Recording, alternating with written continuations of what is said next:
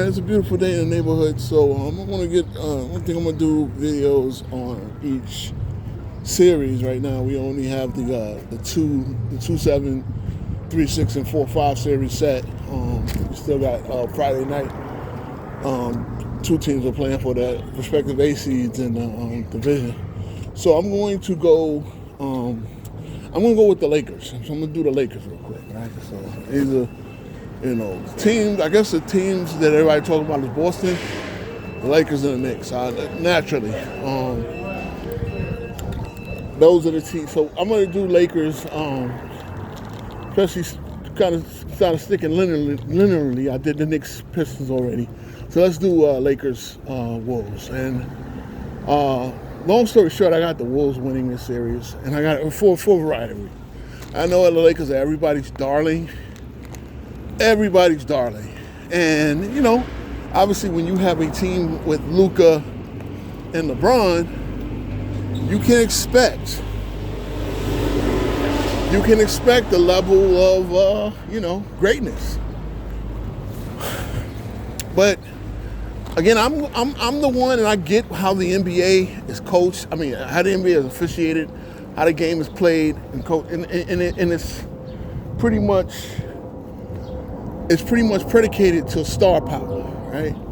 So usually a team with more star power wins. And again, Luke, there are no two bigger stars on the team than Luka and LeBron at this point, right?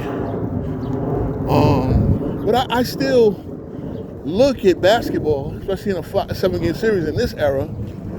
Team basketball wins. The better team should win. The better roster. I'm going to. I'm going to concede that the Lakers have the better star power, but I believe the Timberwolves have the better roster. And again, top to bottom, see, Rudy Gobert is a 4-time Defensive Player of the Year at this point, right? Julius Randle is a 2-time All-NBA player. Again, I'm a 10 toes down guy. I said from the time that my Knicks made the trade, Randle and DiVincenzo for Karl-Anthony Towns, I said neither team won the trade. I think it was an even trade. Wolves got the pick and a couple of picks in there and stuff like that. So one like anybody got robbed. And the Wolves struggled a little bit. Randle wasn't great in the first half of the season. Didn't make the All-Star team this year. Not gonna make All-NBA like he did the last couple of years, right, with the Knicks. And there's this, prevailing thought that Randle can't perform in the playoffs. Well, I'm gonna get at that some grace. Again, his first playoffs against the Hawks, he's playing with Elfrid Payton and he's playing with Elfrid Payton, Reggie Bullock, and Nerlens Noel. 3 guys that are not in the league 4 years later. Okay, this time he's playing with Anthony Edwards, and again, how good Anthony Edwards is. That's up for debate, whether he'll be the second best player in the series or the third best player in the series. I expect him to be better than LeBron in this series. And that's going to be my theme. And, LeBron fans can talk about it being hate, but it's got to be objective. LeBron wasn't that great this year. Okay, LeBron had stretches where he played great basketball. He's great for 40. No doubt. The best 40-year-old season of all time. No doubt. But when you look at the overall numbers, when you look at the overall performance, LeBron was a negative on this season in plus minus on a team that was positive.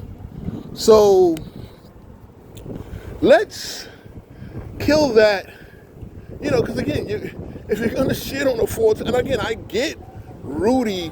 See, people are going to look at Rudy, that Rudy is not a one-on-one guarder. He's not a one-on-one lockdown defender, and they're gonna push aside his defensive players of the year, not understanding that what Rudy does is impact the paint.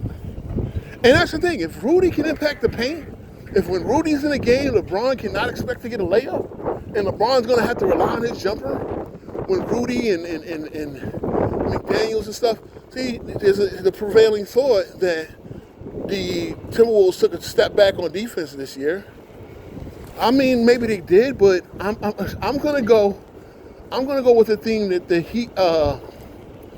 The Timberwolves were 18-4 since Randall came back from his groin injury. And that was on March the 2nd.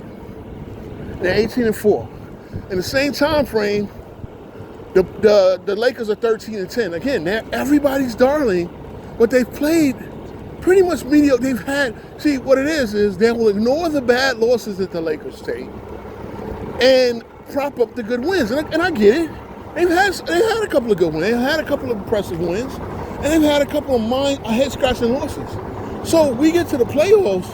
What makes you think that the Lakers are guaranteed to have a great performance every night? Now, again, I look at the schedule that the Timberwolves pretty much took care of teams that they were supposed to take care of. But then, see, they wound up 18-4. So they're about 4 or 5 games over 500 before that March 1st point, right? So they were kind of mediocre, in the play-in spot. They pretty much got out of the play-in on the last day of the season to get a 6th spot. So they didn't have to bother with this play-in tournament mess, right? And again, that's why I like the play-in tournament, because y'all say, 82 since it's decided. Well, to me, 82 does decide it. If you're one of the top 6 teams, you got your spot. Now, if you're sitting there on the 7-8 line, then play for your spot. You're at 7-8, win 1 game, you're in. If you're a 9-10, you got to win 2 games to get your spot, to get the 8th spot. So, it is what it is. I mean, teams that want the playoff experience should be able to play for it. Again, every other team, every other sport has expanded the playoffs, so in a way, basketball kind of did it, even though they don't consider the play-in the playoffs. The play-in is just what it is. It's just the play-in, But play for your spot. Play for your spot. Like, if you can't get a top 6, because me, those are the teams that deserve to, again, everybody gets a week off to rest, and so I think you should. You basically, if you get the top 6, you should be rewarded by getting that rest, getting that practice time in, and then those 8, 9 teams, those 8, 7, 8, 9, 10 teams should have to play it out. It's just that simple, Yes, I get it. One of these years, a team that wins 30-something games is going to be able to get a chance and maybe even get in the playoffs. So be it. They won the 2 games. Be the 30-win team for your spot.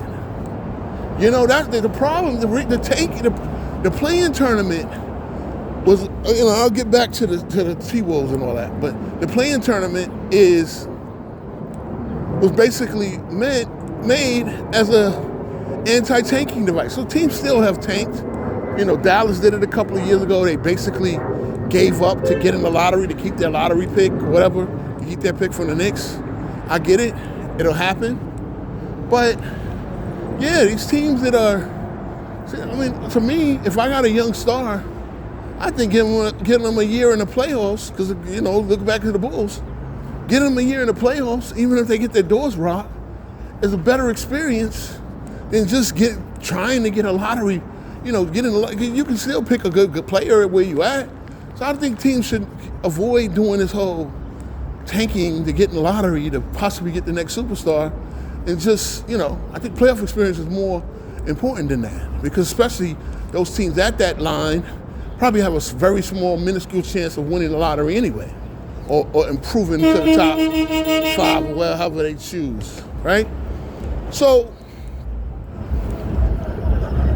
being that you have that, Minnesota, Minnesota earned their spot. Minnesota earned their spot. They earned it. They played great basketball for the last 2 months, month and a half.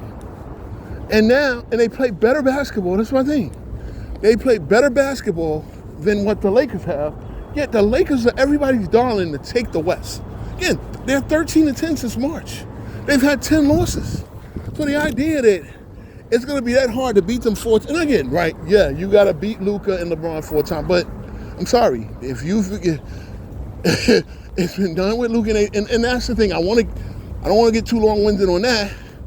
And just get to the part that, yeah, the better. Now, the one concern with me with Minnesota is who is their playmaker, because by statistics, the leading assist getter for that team was Julius Randle with 4.9. You know, and Ant-Man came in next with 4.6. So those really were the offense is running through. And again, like I said, to me, I think this is a ode to Randle, because Randle's been playing pretty terrific, playing pretty well since coming back from his groin injury. So, yeah, I mean, you got those two. You're running offense through those two, versus running offense through Luka and LeBron. Again, Luka and LeBron are just, their offense personified. And I get that's why they're the sexy pick, but there's a problem with the Lakers as a team. Jackson Hayes, again, it's not like Rudy Gobert is the guy that's going to make them pay, but Rudy Gobert should definitely outperform Jackson Hayes, and that's, and how let's say 16, 17 rebound games, stuff like that. Jackson Hayes is a good athlete. They've been using him sparingly or whatever. I'll say this, can the Lakers play Rudy Gobert off the floor? I doubt it. If the Timberwolves stick to their guns defensively and have their big man because that's the thing.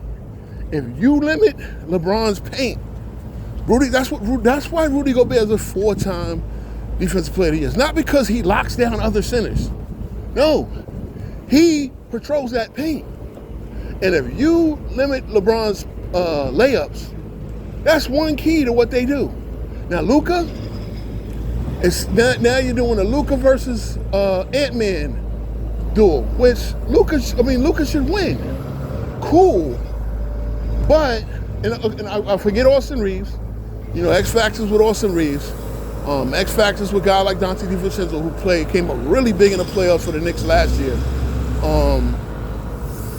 So you're not looking at green teams. You're looking at teams that have their playoff battles.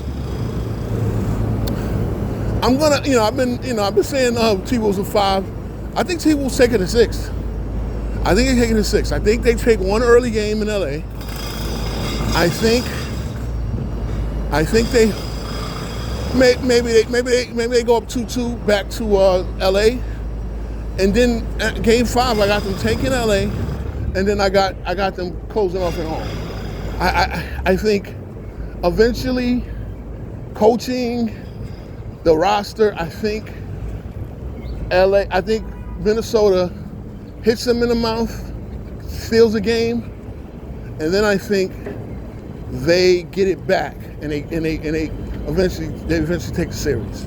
So that's my reasonings. Again, I just think they have the better roster, the better team. I just haven't believed in the Lakers all along. I haven't believed in the Lakers. I believe the Lakers have been getting a lot of home cooking and getting served up. They got served up a lot of wins because the league kind of favors them.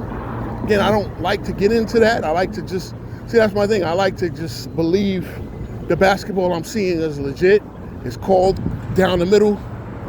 So if I'm just believing it will be called down the middle, yeah, I believe the Timberwolves are a better team. Now, if I see one of them things where the Lakers get some controversial 50-50 calls all the time, or controversial foul calls, then yeah, it's going to be tough for the Timberwolves. But I didn't believe the Timberwolves are a better team top to bottom. And that's why I got them winning in 6. So there you go.